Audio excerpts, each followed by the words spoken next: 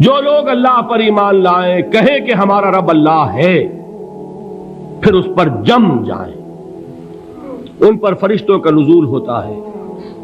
نہ کوئی غم کرو نہ خوف، خوشیاں مناؤ جنت کی جس کا تم سے وعدہ کیا گیا تھا۔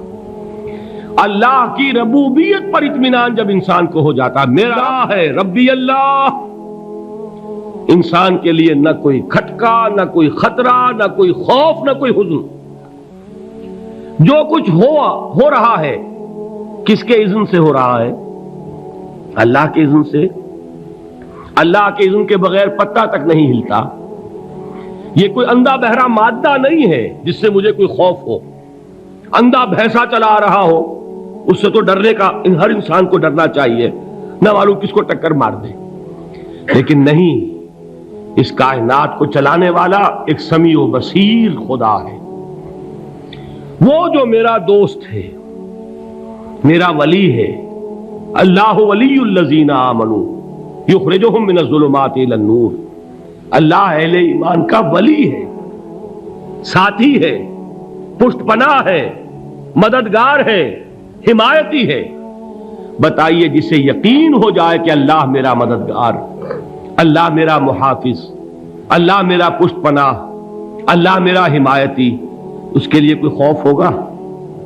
اس سے کوئی ڈر ہوگا؟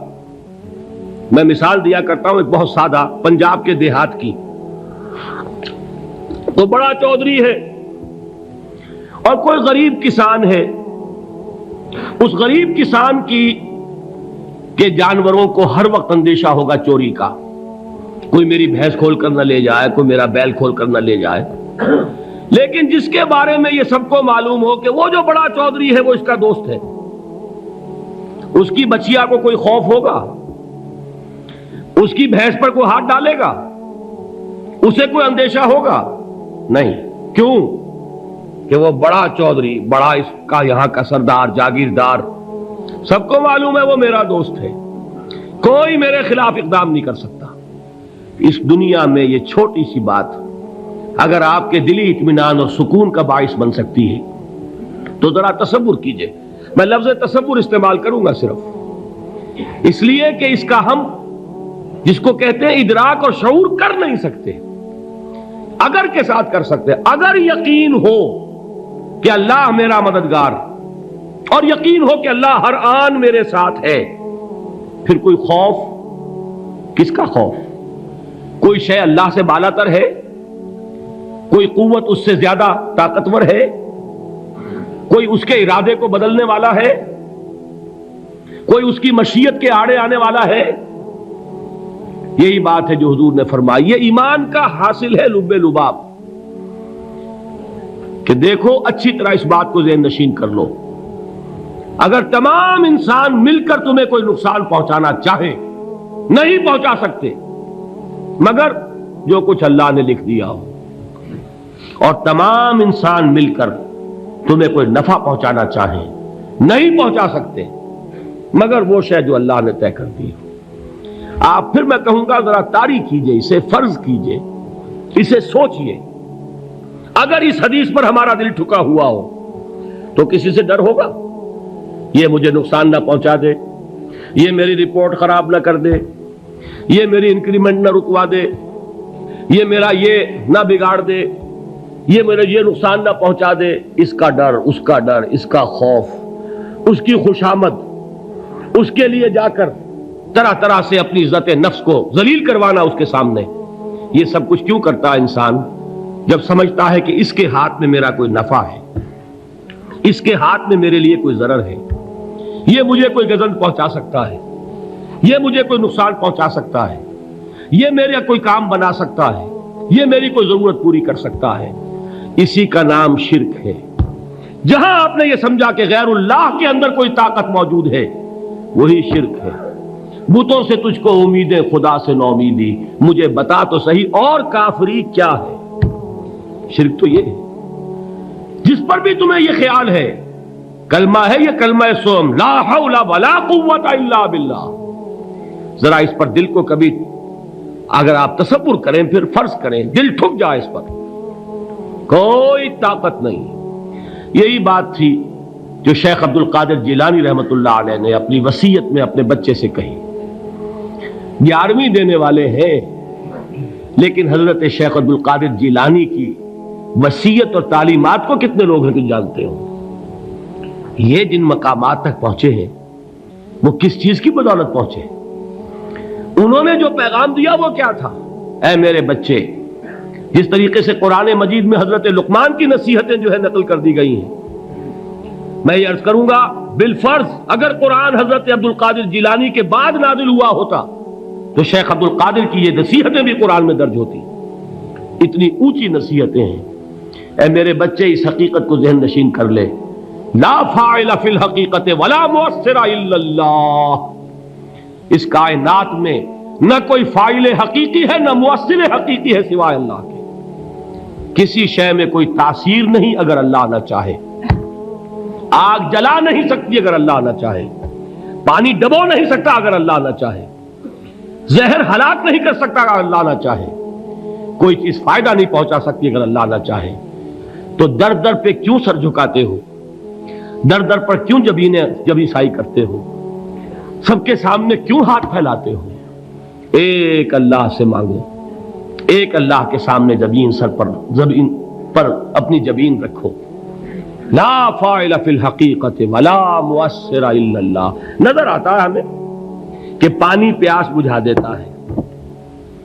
پیاس بجھانے کی صلاحیت پانی میں نہیں ہے، اللہ کے اذن سے. کھانا بھوک مٹا دیتا ہے. بھوک مٹانے کی صلاحیت کھانے میں نہیں ہے، اذن رب میں ہے. دیکھیے یہی یقین تھا. حضرت موسیٰ علیہ السلام کا واقعہ یاد کیجئے. سامنے سمندر آ گیا ہے. قوم دیکھتی ہے پیچھے کہ گرد و غبار کا طوفان ہے. معلوم ہوا کہ فرعون اپنے لشکر سمیت آ گیا ہے. لشکر جب چلتا تھا تیز رفتاری کے ساتھ تو گرد و غبار کا جو طوفان اٹھتا تھا اس کا تصور کیجیے. اور لمحہ بلمحہ وہ قریب آ رہا ہے. پوری قوم نے کیا کہا؟ اے موسیٰ انا لمدرکون. اے موسیٰ ہم کو پکڑے گئے. قرآن مجید نے تو یہاں وہ باتیں نہیں لکھی ہیں، لیکن تورات میں یہ درج ہے کہ بنی اسرائیل جھگڑنے لگے، دست و گریبان ہو گئے موسیٰ کے ساتھ. موسیٰ ہمیں یہاں مروایا لا کر، اس سے تو ہم ہی بہتر تھے. وہاں کھانے کو ملتا تھا، زندگی تو تھی، بیگار ہم کر رہے تھے، موت تو نہیں تھی. اب جو کچھ ہوگا اس کا تصور کرو، جس طریقے سے ہمارے ٹکڑے اڑائے جائیں گے.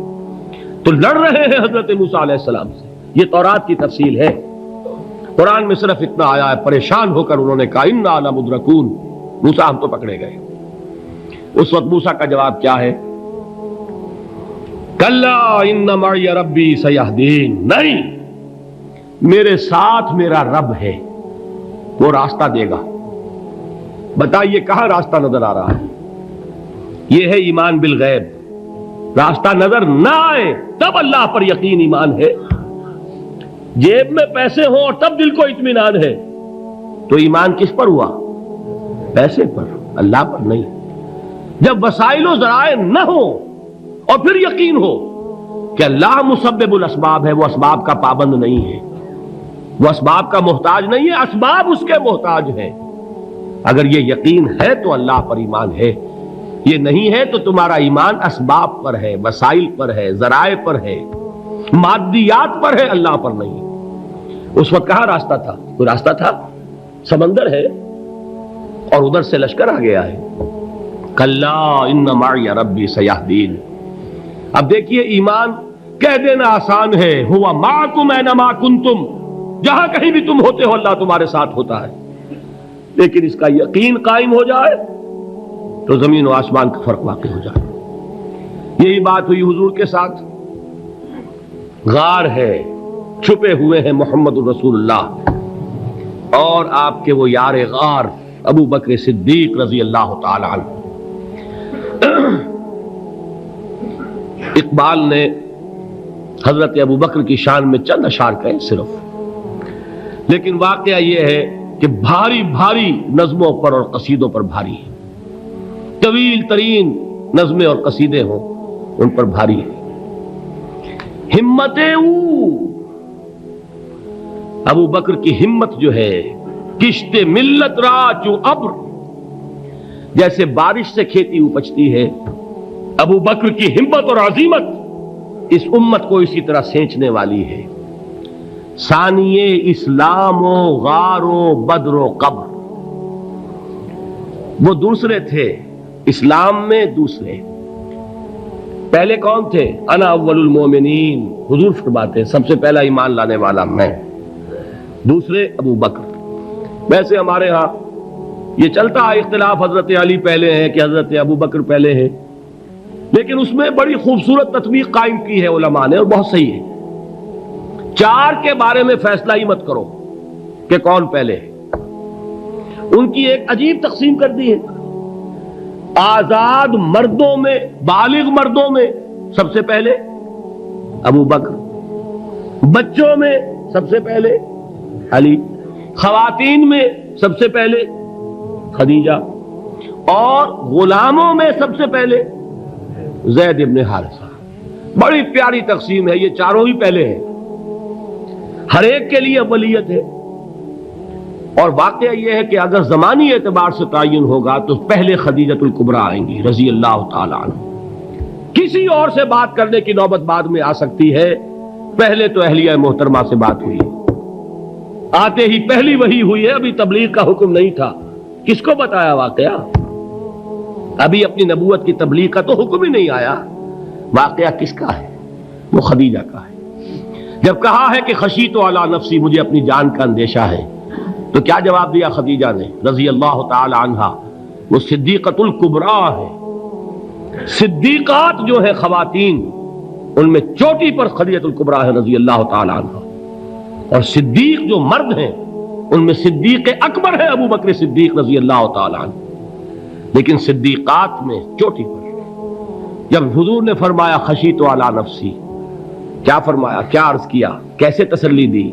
نہیں نہیں، اللہ آپ کو ضائع نہیں کرے گا، آپ غریبوں کے ہمدرد ہیں، آپ مساکین کے تکالیف رفع کرنے والے ہیں، آپ بیواؤں کی سرپرستی کرتے ہیں، آپ مسافروں کی خدمت کرتے ہیں، اللہ آپ کو ضائع نہیں کرے گا۔ یہ یقین ہے اس خاتون کے اندر۔ خیر وہ ایک علیحدہ بات ہو جائے گی۔ میرے دل پر حضرت خدیجہ رضی اللہ تعالی عنہ کی شخصیت کا بڑا گہرا نقش ہے، جو وہ کوئی اور ہی وقت اور موقع ہوا تو بیان ہوگا۔ بہرحال اقبال نے ایک مصرے میں جو چار اولیتیں جمع کر دی ہیں، ہمت او کشت امت را چو ابر، ثانی اسلام و غار و بدر و قبر۔ اسلام میں حضور کے بعد پہلے کون؟ ابو بکر۔ غار میں حضور کے ساتھ کون؟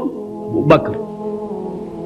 بدر کی رات اللہ کا رسول سربسجود وہ جھاڑ، وہ گھاس پھوس کی جو جھوپڑی بنائی گئی تھی، اور وہاں تلوار ننگی لے کر پہرا دینے والا کون؟ ابو بکر۔